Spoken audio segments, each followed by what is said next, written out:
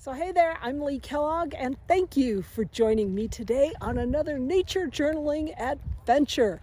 Today we're wandering around Pine Nursery Park, found a few new flowers that we didn't see last spring and a couple of good old repeats because they're being spectacular this year with all the rain that we've had. So let's go look at the plants and look at my drawings.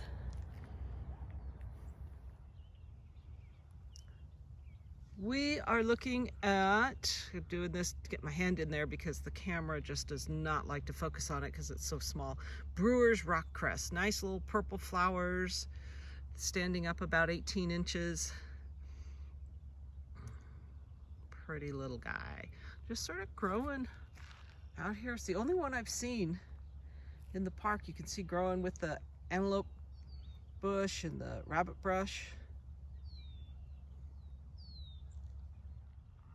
But a step further, and I found a couple more plants. Sort of hard to see here with the way the light is, but here's the base of the Brewer's Rock Cress. So we come up, and he's intertwined with the antelope bush, and there's the purple blossoms, and there's another one right over here. And base of the plants, little guys down here, so that the base is easily overlooked. We are looking at wax currant on a breezy day, so I apologize for the noise. The breeze has come up, but fun little blossoms hanging on the bottom of the branch.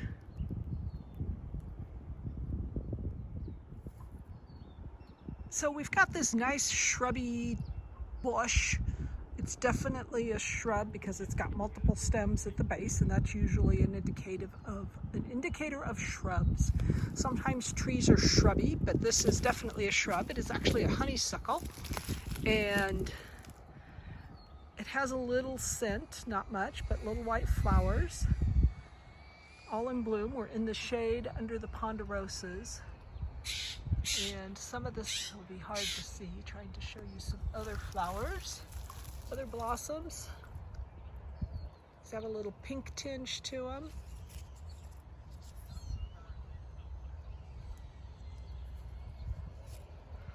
An older style of honeysuckles, the shrubby honeysuckle, found a lot in many of the older properties in this part of Bend. This lovely yellow bush is antelope bush, and they are blooming quite spectacularly this spring because we had all kinds of moisture, and I know I covered it last spring in another video, but this year I just had to do it again because there's so many blossoms. It's just pretty amazing how pretty it is. Last year they were sparse from low water, and this year they are going gangbusters. I filmed the live portions of this, the outside portions of this nature journaling video, initially because I did not have time to do my drawings while I was in the field, and actually was in the field without my sketchbook. So I'm in my studio doing my sketching from photos that I took with the bearing in mind that I was going to be sketching. So I took photos that are close-ups that I can work from and create these images for you. So this is antelope bush that I'm sketching right now. And I'll go in and add my paint.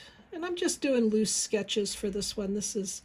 Sometimes I get real detailed, other times I do loose, and it just all sort of works. You know, it depends on how you feel that day and what it is you're looking at. And some people would probably quibble with me and say, oh, but you need to be exact every time. And, you know, I don't feel exact every time. So, and I'm not making a botanical illustration guide by any means, and this is a close-up of the branch. And then the shrub itself, I'm just sort of doing a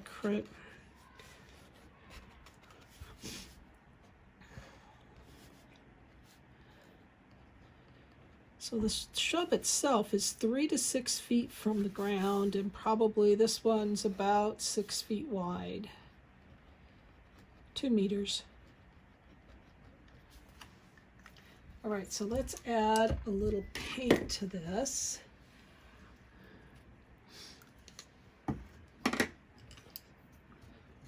And these blossoms are yellow, and definitely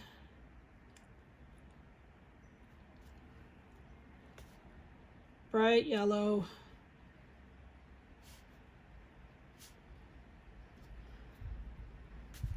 And this is easy to do in the field too. You can add your color and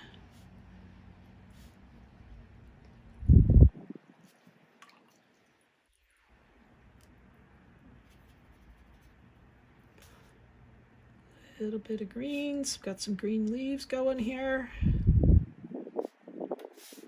The leaves weren't quite out on the antelope bush yet, but the leaves are sort of lobed. They come out and they'll do this sort of thing, and they're not very big. Almost look like the sagebrush.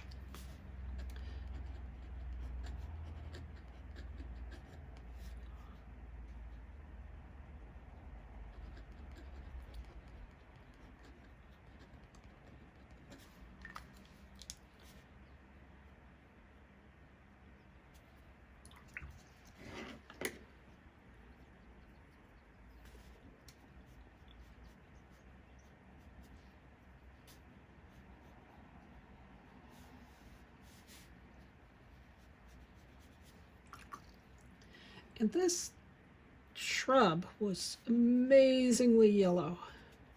So that's partly what caught my eye, was the number of blossoms that were on it this year was just astounding. So that's what I'm recording, because that was way more than last year, and that's why I like all the yellow. We'll put a little green in here to give it a few leaves that were just starting to come out. Just enough to give the impression. So there's my antelope bush. So I've added the title and a few notes about it, that this year we had lots and lots of blooms in comparison to past years. And I also found what I did last year, and it's slightly similar, but not as many blossoms. You can see I've got a lot of green going on in the leaves, and this was May 9th, and this was just a few weeks later. This is about May 20th that I did the footage. So rather interesting just how this year it's been cooler, a lot more moisture, and how the plants react. All right, next we're working on wax currant. And this is actually a white flower with really dark green waxy leaves. And I did my drawing there.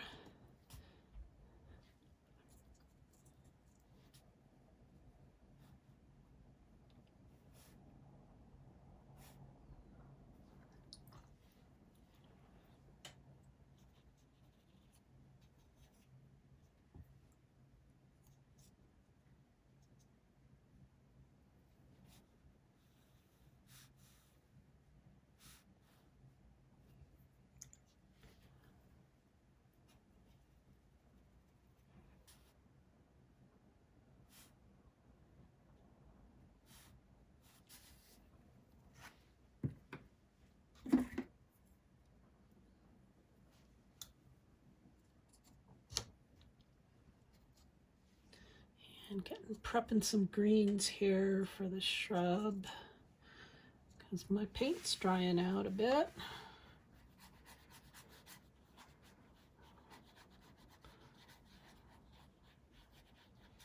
And that's roughly the shape of the shrub. There.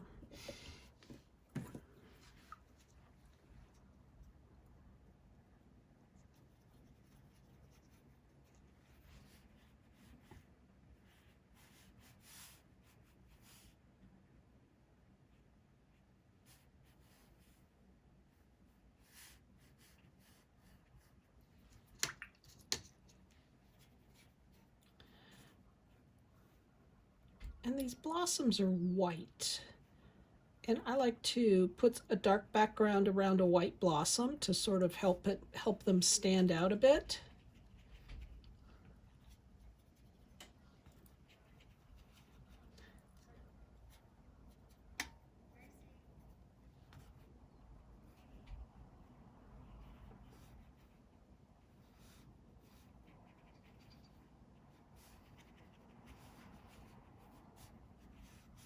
And once this is dry, I'm going to add some white blossoms to that with a little bit of white gouache, because gouache is opaque, so it'll pop down nicely. So this is our wax currant, and last year's version is right there. Next on tap is honeysuckle, and these guys are white blossoms with a little bit of pink and dark green leaves. So I'm actually doing it sort of backwards, painting my leaves.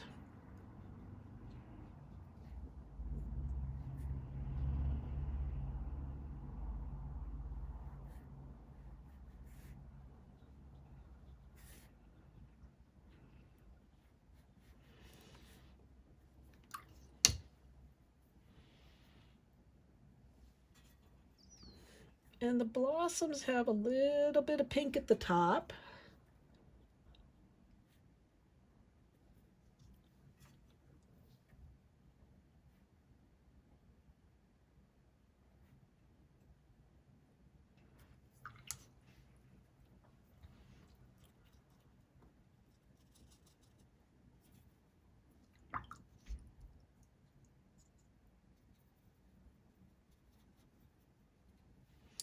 Meanwhile, the honeysuckle bush, it is shrubby and it frequently looks half dead.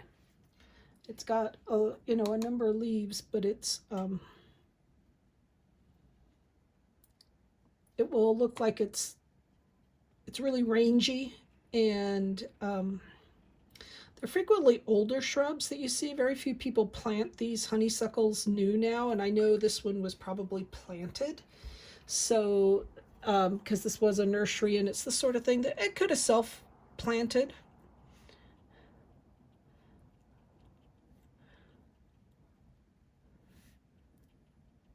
But they are a very rangy, not elegant plant, but boy, they're pretty and overall and smell good. I'm going to put a little gray around this guy, around the flowers up there, to give them some depth.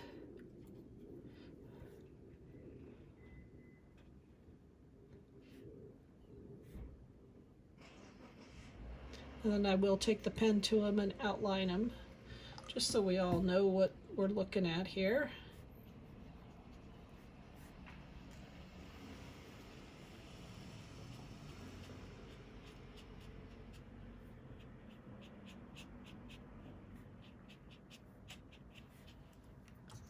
So there we are, honeysuckle. And this isn't the vine honeysuckle that you see people growing on their fences and stuff. This is an older plant. Like I said, I don't even know if you can find it in nurseries anymore. That is commonly found in the Intermountain West. I discovered in my editing that I missed the filming of the Brewer's Rock Cress. So there it is. It's one of those pinky magenta flowers that you can see my little samples down there. They're hard to replicate in paint in real life, but they fall under that violet, purple, pink category for wildflowers. But there's the antelope brush, the Brewer's Rock Cress,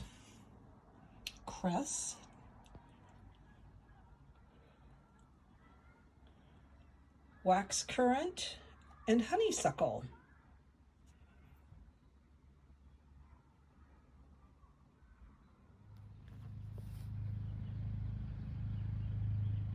So thank you for watching this video. I greatly appreciate you spending a few minutes with me today. Hopefully you're inspired to go out and sketch a few of those pretty flowers that are popping out all over the place, and we'll continue to do so throughout the summer. Get out there, be creative, stay inspired, and if you want a monthly shot of creative inspiration, I do have a creative monthly newsletter. So sign up on my website. It's at leekellogg.com. And while you're there, take the tours survey. You won't get spammed, guaranteed, but you do need to leave your email address so I can contact you when we are doing workshops and tours. And a tour would be like a workshop where you get to go travel and learn how to paint, learn how to draw, and combine it all into phenomenal art and phenomenal journaling, and meet some amazing people at the same time while seeing a wonderful place. I'm Lee Kellogg. Do subscribe to the channel. Leave me a comment. I will respond. We'll see you next time.